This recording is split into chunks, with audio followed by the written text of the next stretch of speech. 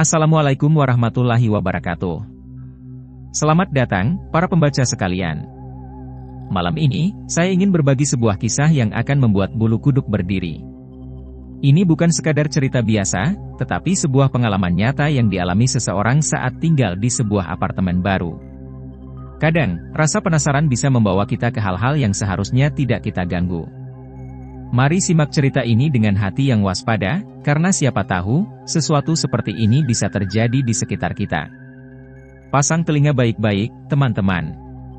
Ini bukan cerita biasa, ini cerita yang akan membuat bulu kuduk merinding. Malam itu, aku sendirian di kamar apartemen baruku. Awalnya biasa saja, sampai suara itu mulai terdengar. Suara tawa kecil seorang anak, seperti sedang bermain di lorong apartemen yang sepi. Tapi, siapa anak itu? Tetanggaku pun belum ada yang punya anak kecil. Aku mengintip lewat lubang kecil di pintu, mataku menelusuri lorong yang remang-remang. Kosong.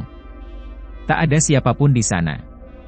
Tapi suara itu semakin jelas, terdengar seperti langkah kaki kecil yang berlari-lari di depan kamarku.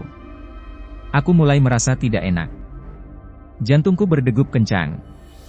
Aku menarik napas dalam-dalam, mencoba menenangkan diri, tapi tiba-tiba, bruk. Pintu kamarku bergetar, seperti ada yang mengetuknya dengan keras dari luar. Aku menelan ludah. Detak jantungku semakin cepat. Pintu itu bergetar sekali lagi, tidak keras, tapi cukup membuatku merinding. Dengan tangan gemetar, aku meraih gagang pintu. Keringat dingin mulai membasahi pelipisku. Aku tahu aku harus melihat keluar, harus memastikan bahwa ini semua hanyalah imajinasiku. Tapi, sebelum aku sempat membuka pintu, suara itu berhenti. Hening. Seakan lorong panjang di luar sana berubah menjadi ruang kosong yang tak berpenghuni. Aku menempelkan telinga ke pintu. Tak ada suara. Namun, saat aku bersiap-siap mundur, sesuatu yang membuatku semakin ngeri terjadi. Lubang intip di pintuku, yang tadi gelap, kini seperti tertutup bayangan. Seseorang atau sesuatu sedang berdiri tepat di depan pintuku. Aku mundur perlahan, berusaha mengatur napas. Ini tidak masuk akal.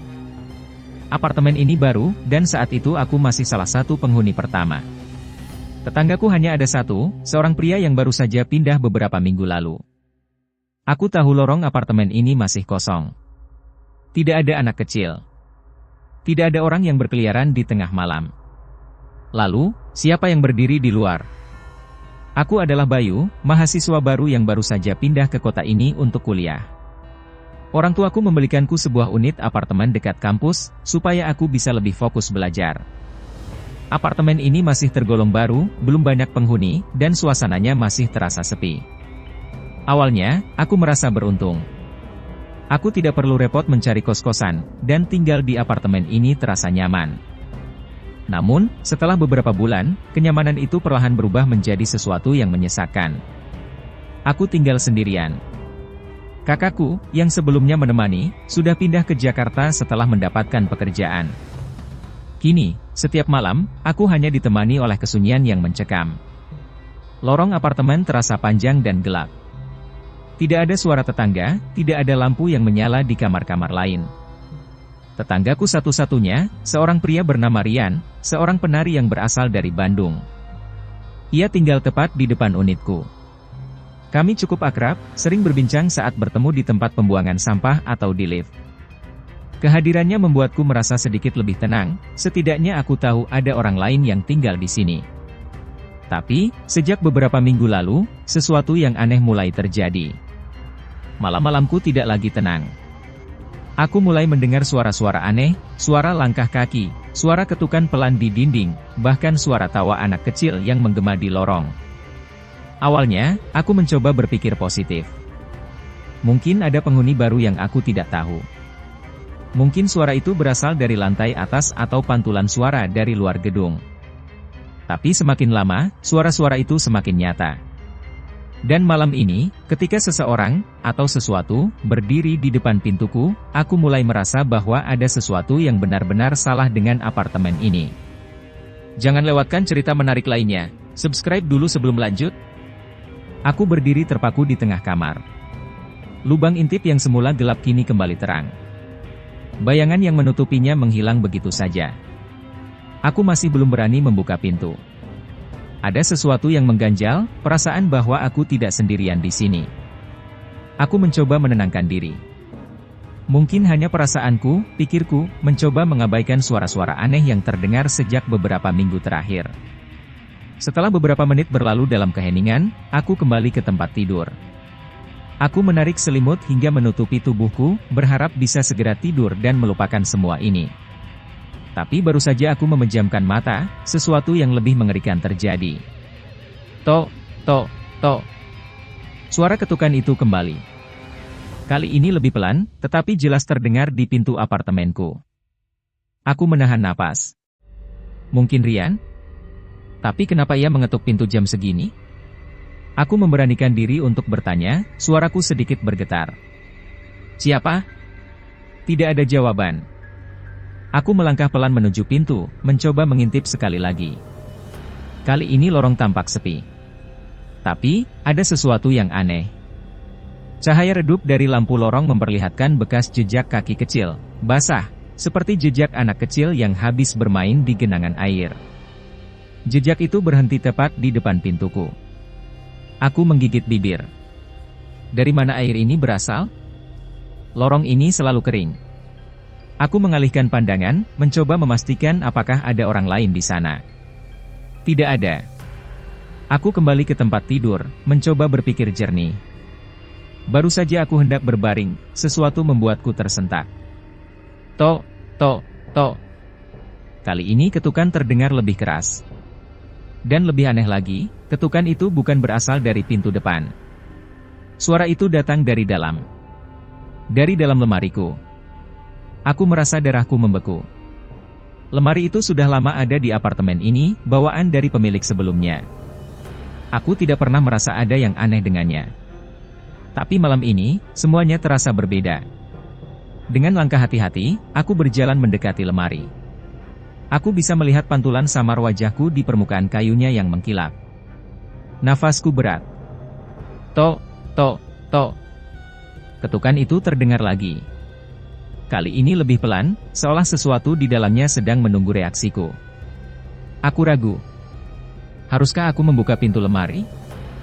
Tanganku terangkat perlahan. Aku menelan ludah, jari-jariku meraba gagang lemari. Dalam hati, aku berharap ini hanya halusinasiku. Namun, saat jari-jariku mulai menarik pintunya. Brak! Pintu lemari tiba-tiba terbuka dengan sendirinya. Aku tersentak ke belakang, terjatuh ke lantai. Dalam kegelapan, aku bisa melihat sesuatu di dalam lemari itu. Sebuah boneka tua. Boneka itu duduk diam di rak paling bawah, wajahnya penuh debu, matanya yang besar tampak menatap lurus ke arahku. Tapi bukan itu yang membuatku merinding. Yang membuatku ketakutan adalah sesuatu yang lain. Di dinding bagian dalam lemari, ada coretan-coretan aneh. Tulisan tangan berantakan, seperti ditulis dengan tergesa-gesa. Aku mencoba membaca tulisan itu, meskipun tubuhku bergetar hebat. Jangan biarkan dia keluar. Aku membeku. Tiba-tiba, udara di kamar menjadi lebih dingin. Lampu kamar redup, seperti ada sesuatu yang menyerap cahaya di ruangan ini. Dan saat itu, aku sadar, aku tidak sendirian di dalam apartemen ini. Aku tidak bisa bergerak. Nafasku tersengal, keringat dingin mengalir di pelipisku. Tulisan di dalam lemari itu masih jelas terlihat, jangan biarkan dia keluar. Kata-kata itu seperti peringatan, atau mungkin, sebuah ancaman. Mataku beralih ke boneka tua di rak bawah. Tubuhnya sudah usang, bajunya berdebu, dan matanya yang besar tampak kosong. Tapi aku bersumpah, barusan aku melihatnya bergerak sedikit. Aku berusaha mengabaikannya. Mungkin aku hanya panik. Mungkin pikiranku sedang mempermainkanku. Namun, sebelum aku bisa menenangkan diri, sesuatu yang lebih buruk terjadi. Klek! Aku membeku. Pintu lemari yang tadi terbuka, perlahan menutup sendiri. Seperti ada yang menggerakkannya dari dalam. Aku mundur, masih terduduk di lantai, mataku tak lepas dari lemari itu. Ruangan tiba-tiba menjadi lebih dingin, dan aku bisa merasakan ada sesuatu yang mengawasi dari dalam kegelapan. Tiba-tiba, dari dalam lemari, terdengar suara lirih. Tolong! Darahku langsung tersentak. Suaranya pelan, hampir seperti bisikan. Aku tidak yakin apakah aku hanya berhalusinasi atau memang ada seseorang atau sesuatu di dalam sana. Aku berdiri dengan gemetar, ingin berlari keluar dari kamar. Namun sebelum aku bisa melakukan apapun, sesuatu terjadi. Dor! Pintu lemari terbanting terbuka, seolah ada sesuatu yang berusaha keluar. Aku berteriak, tubuhku mundur menabrak dinding. Lampu kamar berkedip-kedip, bayangan di dalam lemari tampak bergerak. Dan di saat itulah, aku melihatnya. Sebuah tangan kecil, pucat, kurus, dengan jari-jari panjang, keluar dari kegelapan lemari. Aku tidak bisa bernapas. Tubuhku terasa kaku. Tangan itu merayap perlahan, mencakar lantai, seakan berusaha menarik sesuatu keluar dari dalam kegelapan. Dan kemudian, muncul wajahnya. Seorang anak kecil. Wajahnya pucat, matanya kosong, mulutnya setengah terbuka tanpa suara. Ia menatap lurus ke arahku, lalu, tersenyum. Aku tidak mampu bergerak. Tubuhku terasa lumpuh, seakan-akan ruangan ini menyerap semua keberanianku. Anak itu masih berjongkok di dalam lemari, kepalanya sedikit miring ke samping, matanya menatapku tanpa berkedip. Lalu, ia mulai merangkak keluar. Tangannya yang kurus mencengkeram lantai, kukunya menyeret permukaan kayu dengan suara mencicit yang mengiris telinga. Aku ingin berteriak, ingin lari, tapi tubuhku seperti tertahan sesuatu yang tak terlihat. Dan saat itulah aku menyadari sesuatu yang lebih buruk. Anak itu bukan hanya satu. Dari balik kegelapan lemari, muncul bayangan lain. Seorang anak lagi. Dan satu lagi. Mereka mulai bermunculan, merangkak keluar dengan gerakan kaku dan tidak wajar. Wajah mereka semua sama, pucat, kosong, dan tersenyum. Aku mundur, berusaha menggapai gagang pintu kamar. Tapi sebelum aku bisa menyentuhnya, bruk! Sesuatu jatuh dari atas lemari. Aku menoleh cepat. Sebuah benda terguling di lantai. Mataku membelalak saat aku mengenalinya. Boneka tua tadi. Tapi sekarang, boneka itu tidak lagi diam. Matanya bergerak. Aku langsung berlari. Aku tidak peduli lagi dengan apa yang terjadi, aku hanya ingin keluar dari kamar ini. Tanganku meraih gagang pintu dan menariknya sekuat tenaga. Terkunci. Aku menariknya berkali-kali, jantungku berdetak semakin cepat. Di belakangku, suara langkah kaki kecil terdengar, cepat, seperti anak-anak yang sedang berlari. Aku tak berani menoleh. Akhirnya, pintu terbuka. Aku melompat keluar dan membanting pintu di belakangku.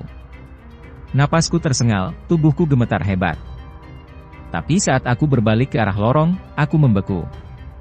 Lorong itu seharusnya kosong. Tidak banyak penghuni di apartemen ini.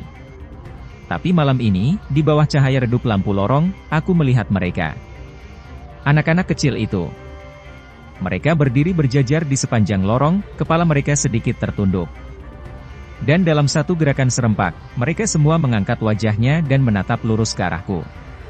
Sebelum kita lanjut, pastikan kamu sudah subscribe supaya terus mendapatkan cerita menarik.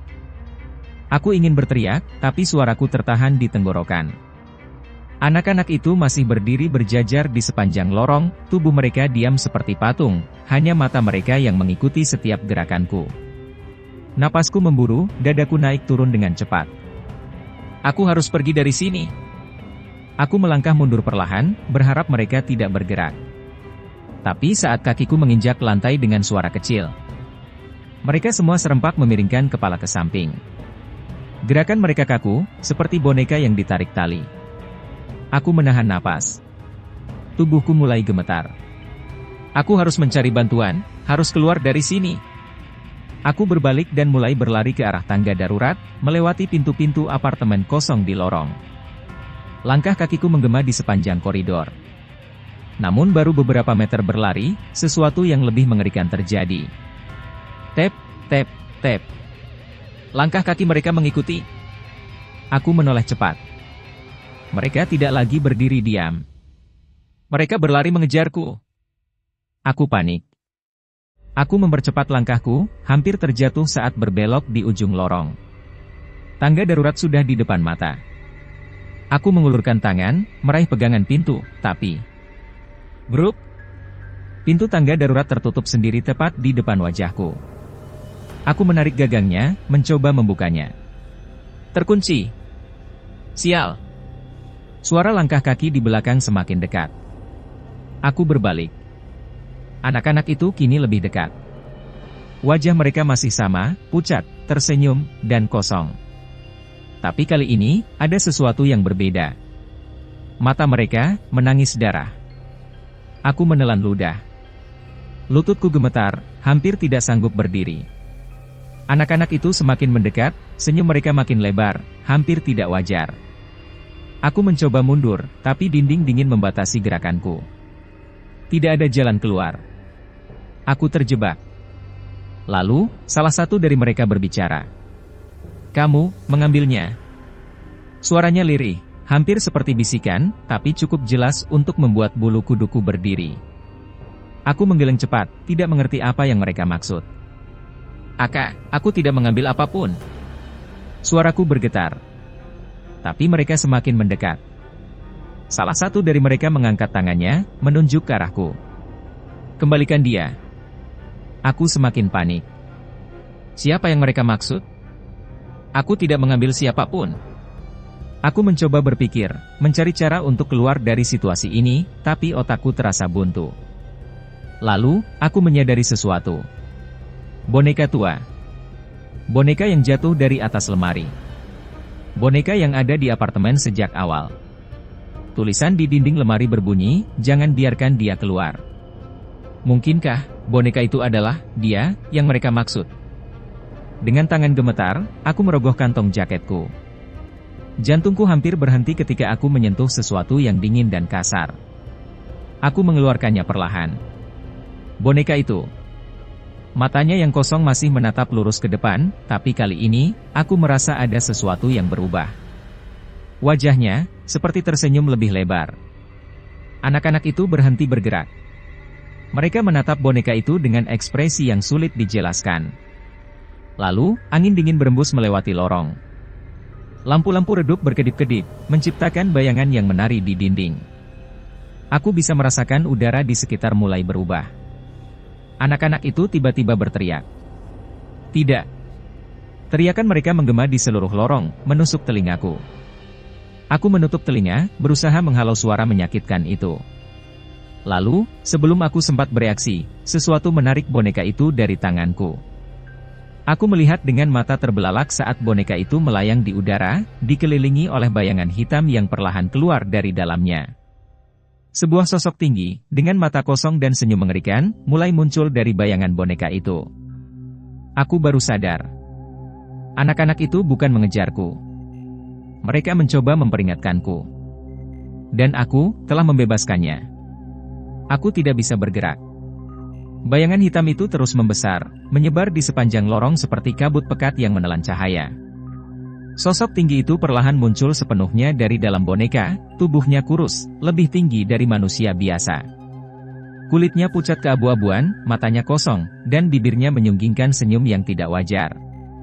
Aku ingin berlari, tapi tubuhku terasa seperti terikat sesuatu yang tak terlihat. Anak-anak itu, mereka mulai berlutut satu persatu, menundukkan kepala seperti sedang ketakutan.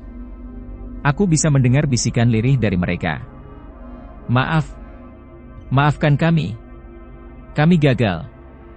Aku tidak mengerti apa yang terjadi, tapi satu hal yang pasti, makhluk ini bukan bagian dari mereka. Makhluk itu bergerak perlahan. Tangannya yang panjang mencuat ke depan, seakan berusaha menyentuhku.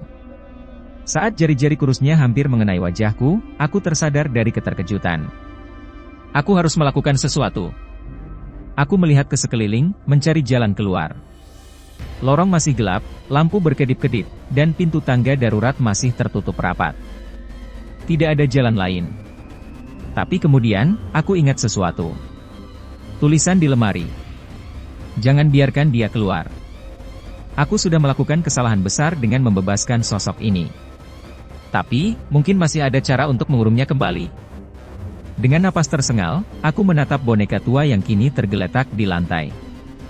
Aku tidak tahu bagaimana, tapi firasatku mengatakan bahwa boneka itu adalah kunci untuk menghentikan semua ini. Aku harus mengembalikannya. Dengan cepat, aku merunduk, meraih boneka itu dengan tangan gemetar. Begitu jariku menyentuhnya, aku merasakan hawa dingin menusuk sampai ke tulang. Tapi aku tidak peduli. Sosok tinggi itu menyadari apa yang kulakukan. Ia mengeluarkan suara mendesis, seperti marah. Tiba-tiba, ruangan bergetar, dan dinding-dinding lorong seperti berdenyut, seakan apartemen ini sendiri sedang bernapas. Aku menggenggam boneka itu erat dan berlari menuju kamarku. Tanganku bergerak cepat, membuka pintu dengan kasar. Saat aku masuk, aku bisa mendengar langkah berat mengejarku dari belakang. Aku tidak berani menoleh. Aku langsung menuju lemari. Pintu lemari masih terbuka lebar, coretan di dindingnya seakan bersinar samar di bawah cahaya yang berkedip-kedip. Dengan sekuat tenaga, aku melemparkan boneka itu kembali ke dalam lemari. Saat boneka itu menyentuh dasar lemari, sesuatu yang mengerikan terjadi. Brak! Pintu lemari menutup sendiri dengan keras. Bayangan hitam yang mengejarku menjerit dengan suara yang menusuk telinga, seakan sedang tersedot kembali ke dalam kegelapan. Aku mundur beberapa langkah, menyaksikan lemari itu bergetar hebat, seperti ada sesuatu yang mengamuk di dalamnya. Anak-anak di lorong berlari ke arah pintu kamarku. Salah satu dari mereka, seorang anak perempuan dengan rambut panjang, menatapku dengan ekspresi yang sulit dijelaskan. "Terima kasih," bisiknya, sebelum mereka semua menghilang dalam sekejap. Dan tiba-tiba, semuanya menjadi hening. Lampu kembali menyala normal. Lorong kembali kosong, tidak ada jejak anak-anak itu, tidak ada suara-suara aneh. Aku masih berdiri terpaku di depan lemari. Tanganku gemetar, tubuhku terasa lemas. Aku melangkah mundur, memastikan pintu lemari itu tetap tertutup. Aku tidak tahu apakah semuanya sudah benar-benar berakhir. Tapi satu hal yang aku tahu. Aku tidak akan pernah membuka lemari itu lagi. Aku tidak tahu berapa lama aku berdiri di sana, menatap lemari yang kini tampak seperti perabot biasa. Seolah-olah tidak ada yang pernah terjadi. Aku mengambil napas dalam-dalam, mencoba menenangkan detak jantungku yang masih berdegup kencang. Apartemen ini terasa berbeda sekarang. Tidak ada lagi suara tawa anak kecil. Tidak ada lagi langkah kaki di lorong. Aku ingin percaya bahwa semuanya sudah berakhir. Tapi jauh di dalam hati, aku tahu, sesuatu masih ada di sana. Aku mengemas barang-barangku secepat mungkin. Aku tidak peduli lagi dengan apartemen ini, dengan kenyamanan yang dulu kurasakan. Aku hanya ingin pergi. Aku ingin menjauh dari tempat ini sebelum sesuatu yang lain terjadi. Saat aku membuka pintu untuk keluar, aku menoleh sekali lagi ke arah lemari. Tertutup rapat. Tapi di dalam kepala, aku masih bisa mendengar bisikan lirih itu. Jangan biarkan dia keluar. Aku menutup pintu apartemenku dan berjalan pergi tanpa menoleh lagi. Beberapa minggu kemudian, aku sudah tinggal di tempat yang baru. Sebuah kos sederhana yang jauh dari apartemen itu. Aku tidak pernah kembali lagi. Bahkan barang-barang yang kutinggalkan di sana, aku biarkan begitu saja. Namun, meskipun aku sudah jauh, sesuatu masih menghantuiku. Aku sering bermimpi tentang lorong itu. Tentang anak-anak kecil yang berdiri berjajar dalam kegelapan. Tentang boneka tua yang menatapku dengan mata kosong. Dan tentang lemari, yang perlahan terbuka sendiri dalam mimpiku. Aku terbangun dengan keringat dingin hampir setiap malam. Suatu hari, rasa penasaran membawaku untuk mencari tahu lebih banyak tentang apartemen itu. Aku mengetik nama apartemen di mesin pencari dan mulai membaca berbagai artikel lama. Dan di sanalah aku menemukannya. Sebuah berita yang sudah lama terlupakan. Bertahun-tahun sebelum apartemen itu dibangun, di lokasi itu pernah berdiri sebuah panti asuhan tua. Panti yang terbakar habis dalam kebakaran hebat di suatu malam yang tragis. Puluhan anak-anak tidak bisa menyelamatkan diri. Mereka terjebak di dalam bangunan yang runtuh, lenyap dalam api. Dan yang lebih mengejutkan lagi, ada sebuah foto dalam artikel itu. Foto seorang anak perempuan dengan rambut panjang. Aku mengenal wajah itu. Dia adalah anak yang terakhir menatapku sebelum menghilang malam itu. Aku menutup laptopku dengan tangan gemetar. Semua masuk akal sekarang. Anak-anak itu bukanlah sosok yang mengancamku.